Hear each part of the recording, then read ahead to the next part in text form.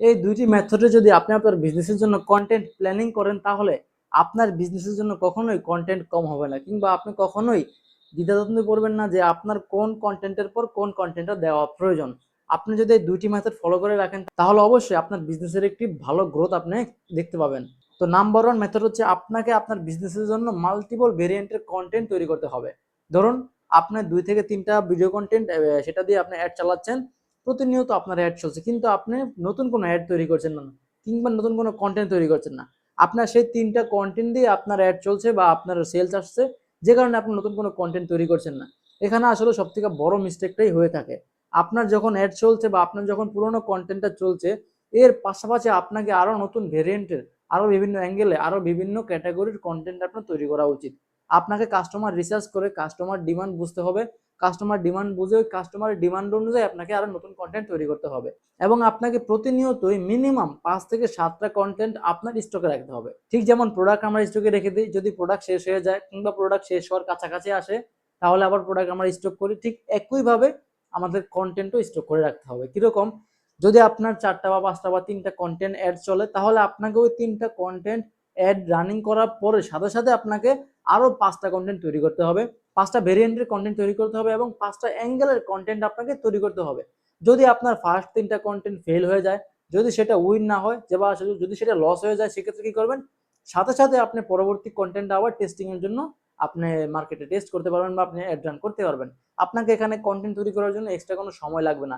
তো আপনি যদি এই মেথডে কন্টেন্ট প্ল্যানিং করেন, কিংবা আপনি যদি এরকম কন্টেন্টের বিভিন্ন অ্যাঙ্গেল বা বিভিন্ন ভেরিয়েন্টের কন্টেন্ট তৈরি করে আপনি আপনার স্টকে রেখে দেন, বা আপনি আপনার পেজে রেগুলার অ্যাক্টিভ থাকেন, তাহলে আপনার কন্টেন্ট প্ল্যানিং নিয়ে কোনো সমস্যা হবে না, কিংবা আপনার বিজনেসের গ্রোথ কখনো কমবে না। আর 2 নম্বর মেথড হচ্ছে, একই কন্টেন্ট কিন্তু এই কন্টেন্টে আপনি মানুষের কাছে পৌঁছাবেন।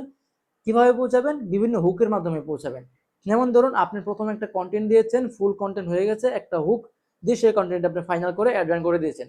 এখন আপনি 2 দিন পরে দেখলেন যে আপনার সেই কন্টেন্টটা মোটামুটি ভালো কাজ করছে, কিন্তু হুক রেট খুবই খারাপ। ধরুন 1000 অডিয়েন্স আপনার এই কন্টেন্টটা ভিউ করেছে 75%, কিন্তু হুক রেট খুবই কম।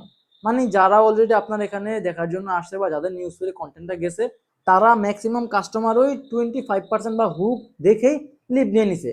আর বাকি যে কাস্টমারগুলো আছে, তারা হুক দেখে তারপরে বাকি বিষয়টা দেখে হচ্ছে তারা সেলসে কনভার্ট হয়েছে। মানে আমি বুঝাতে চাচ্ছি, আপনার যে কাস্টমার বা আপনার যে অডিয়েন্স, তারা যে কয়জন, যদি 1000 মানুষ আপনার অডিয়েন্স হয়ে থাকে, আপনার 75% ভিউয়ার্স হয়ে থাকে, 1000-এর মধ্যে দেখা গেছে আপনার 100টা সেলস এসেছে, সাপোজ 100টা বা 50টা সেলস আসলো, তার মানে আপনার কন্টেন্ট ভালো।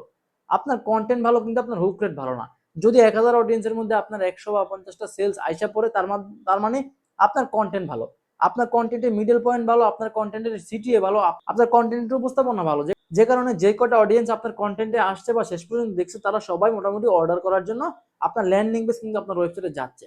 কিন্তু আপনার হুক ভালো না, যে কারণে আপনার হুক ফার্স্টে দেখেই অডিয়েন্স কি করে এখান থেকে চলে যায়।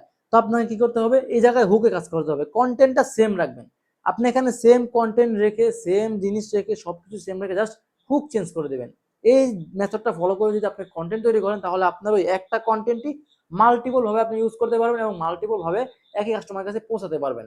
ধরুন একটা কন্টেন্ট তৈরি করলেন, সেটা হুক ভালো না, হুক চেঞ্জ করে আবার আরেকটা হুক বসা দিলেন, সেম কন্টেন্ট সবকিছু সেম, জাস্ট হুকটাকে চেঞ্জ করে কাট করে আবার এক নতুন হুক বসা দিলেন। এবার আপনি টেস্ট করতে পারেন। এই মেথডটা যদি আপনি ফলো করেন, তাহলে আপনার ওই একটা কন্টেন্ট দিয়ে আপনি মার্কেটে বেশ কয়েকদিন রান করতে পারবেন। সো মোটামুটি আপনি যদি 2টা মেথড ফলো করে আপনার কন্টেন্ট প্ল্যানিং করেন, তাহলে কখনোই আপনার কন্টেন্ট কম হবে না, কিংবা আপনার বিজনেসের জন্য কন্টেন্ট কখনোই কমতে হবে না, বা আপনার বিজনেস একটা ভালো গ্রোথ পাবেন। সো কাস্টমারকে ধরে রাখার জন্য কিংবা সেলস আরো দ্রুত বাড়ানোর জন্য অবশ্যই আপনি 2টি মেথডে কন্টেন্ট তৈরি করতে পারেন। আশা করা যায় ইনশাআল্লাহ আপনি এই 2টি মেথড ফলো করলে আপনার একটি ভালো গ্রোথ আপনি খেয়াল করতে পারবেন।